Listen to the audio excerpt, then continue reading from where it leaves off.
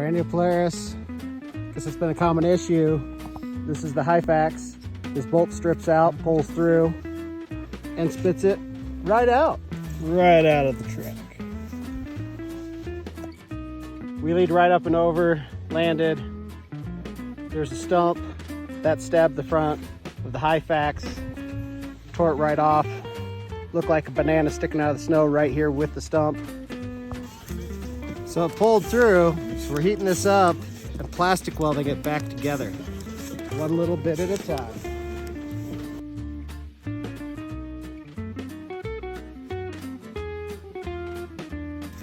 After heating it up and straightening out the damaged parts, it just slides right back on. In 2024, they decided no longer to put a cap on the end. And I guess this has been a known issue. That last little bit is kind of hard to push and line up.